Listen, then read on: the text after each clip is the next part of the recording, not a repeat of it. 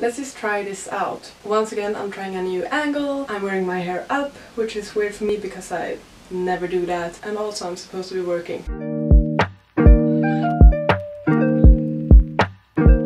Hey friends, welcome back to my channel. Today I will be doing my January wrap-up. I've been meaning to do this for the last few days.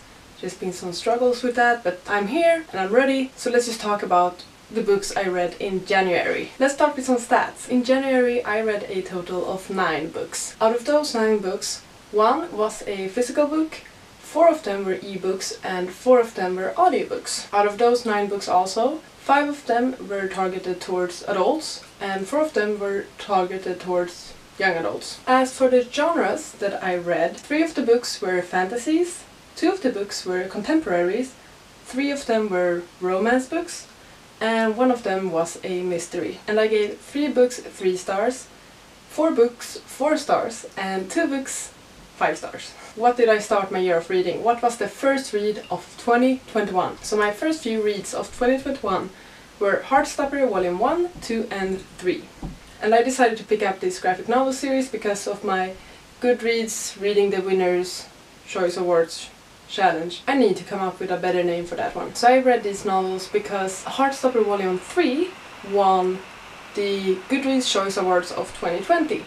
And since I had not read the previous volumes, I needed to read them in order to read the 3rd volume. The first book I actually bought, I bought it on iBooks because it was really cheap that day, like $1.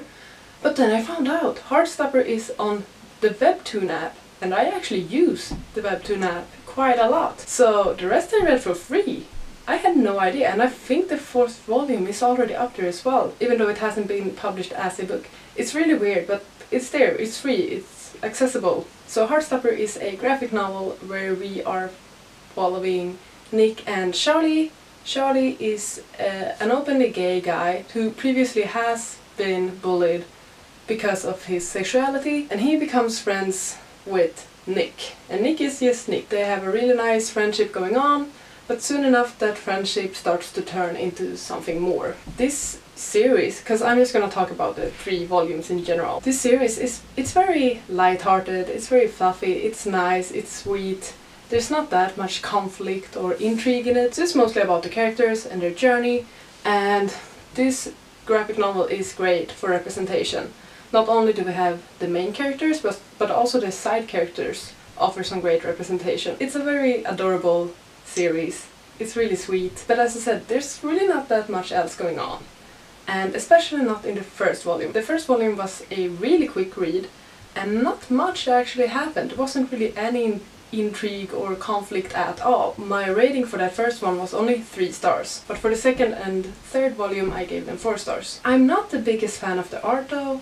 I don't know, the covers are just so stunning with their pastels, and I sort of expected that to be in the art, but the art is just black and white and grey. And the actual art style, I don't know anything about drawing, but it's not one that impressed me. So it's feel good, it's quick, it's nice, it has great representation, and if you're interested in a good graphic novel, then sure, I would recommend it. Next up, I listened to the audiobook of Cemetery Boys by Aidan Thomas. Once again, a book with amazing representation, because in this book we are following Yadiel, who is a gay trans male with Latinx heritage. The story is that Yadiel wants to prove to his family that he is a true brujo, and he accidentally summons a ghost, or summons the wrong ghost, and this ghost is Julian. Together, Yadiel and Julian go on this quest to figure out what happened to Julian, why is he dead, and while they're trying to figure things out, their friendship sort of develops as well. Once again, this is great representation. The author, Aidan Thomas himself, is a Latinx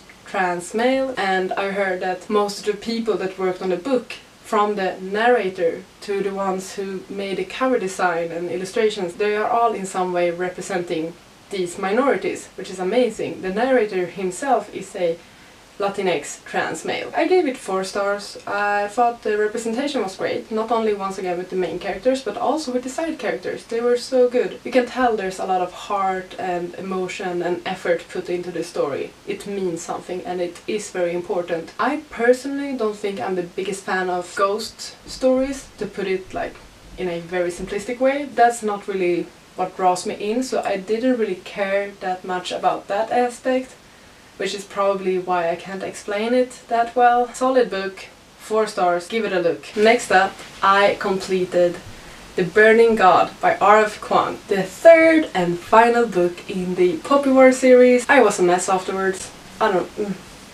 This book destroyed me in more ways than one. The Burning God is the conclusion of the Poppy War, the series where we are following Rin, who's just incredible. There's really not much I can say about the third book without spoiling the first and second book. I've talked about this book so many times. It was my favorite book of 2020, or this series in general is one of my absolute favorite fantasy series of all time. The Poppy War is a story greatly inspired by Chinese and Asian history. There's a lot of meaning behind it, there's a lot of purpose, and Rin is a girl who, in the first book, she enters this military academy where they learn a lot of strategy and fighting, and they're basically preparing for a war. And that war finally breaks out, and this happens in the first book, so it's not really a spoiler. That war breaks out, and then the following books are just about the consequences of this war that is going on. It's a war with the West, but it's also a civil war, but it's also a war in the East, so it's very complex that way. And there's just a ton of enemies all the time, and what I love about these books is that they are so smart. I love the strategy talk, I think it's amazing. I'm just constantly impressed reading these books because there's so many different approaches and strategies that are constantly discussed, and the characters really need to think about every possible outcome of every choice that they are making, which is insane. In the third book, the entire nation is just going to shits, and Rin is trying to do what she can, or what she believes that she can do in order to help. Rin is really a great character. She's not supposed to be the hero or the one that will save the entire nation. She's just doing what she can, and yes, sometimes you question her decisions. I cried for like the last couple of chapters of this book. It was destroying me, both the story, but the fact that this series was ending also made me cry, because I become so attached to the story, to the plot, to the characters, to the world. Even though the world is awful, I've still become attached to it. And just reading that final book and like that final chapter and realizing that it was all coming to an end was horrible. It was awful. I felt so bad.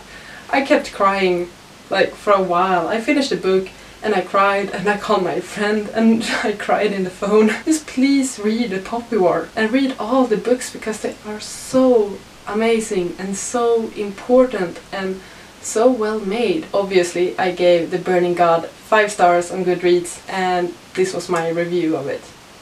Following The Burning God, I listened to Still Alice by Lisa Genova. Here we're following Alice, who is a professor at Harvard. She's around like 50s, her early 50s I think, and she becomes diagnosed with early onset Alzheimer's. Throughout this book we are following her journey as she is trying to navigate with this new diagnosis, and how she tells her family and how her family reacts, and the things they are trying to do for her to feel better and to slow down the process of this disease. It's a very solid book. I'm happy that I read it or listened to it. Perhaps I was not as emotionally affected by the book as I think other people have been, but I still think it's a really solid book. Also, I was not the biggest fan of the audiobook, which I think is because the author narrated the audiobook, and there was just a bit of a lack of like theatrics and emotion and stuff like that, so it felt a bit stiff and flat compared to what it perhaps could have been. I gave it 3 stars, happy I listened to it. Next up, I listened to The Guest House by Lisa Foley.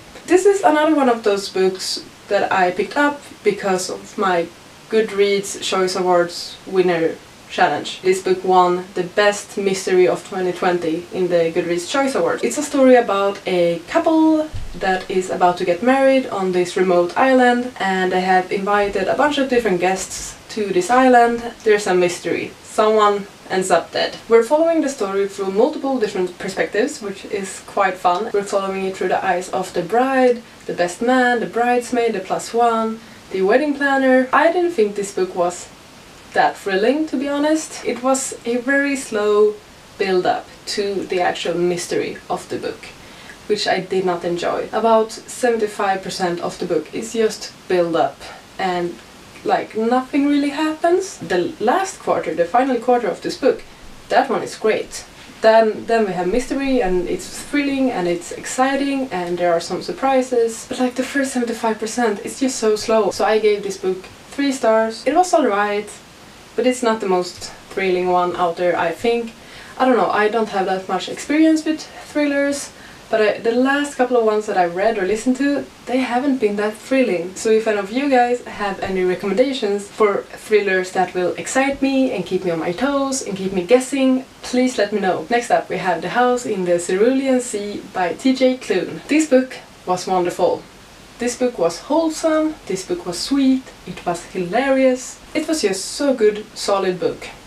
It's just the sweetest story, the most wonderful and delightful story with the sweetest and cutest characters ever. In this book we are following Linus Baker, a man who works for the government, and what he does is that he visits different orphanages in order to evaluate them. He's quite good at what he does, and he do believe that what he is doing is for the well-being of the children. But the thing is that after he has visited an orphanage and evaluated it and shared his conclusions with the upper management of his office, he never knows what happens with those children and with that orphanage. But so far he hasn't really felt guilty about it, it's just the way things are. One day though he is assigned a very special case where he has to go away for a month to a remote, I guess, island or a remote city where there is an orphanage at a small island, and he has to evaluate that orphanage. The thing with this orphanage though is that the kids there are all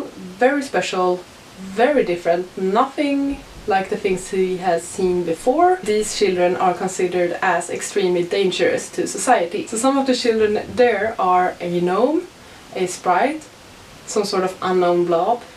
Oh, and the Antichrist. Yes, this book it's magical, or it's magic but in the real world sort of thing. People are aware that magic exists and that there are creatures that are magical, but there is this sort of border or like difference between humans and magical creatures, which you could probably draw a lot of parallels to our world. This is just a wonderful book about acceptance, about not judging people because of their appearance. It is an adult book, but it's written in a way that makes you feel like it's made for children, or it has this sort of more childish tone to it. I gave this book 4 stars.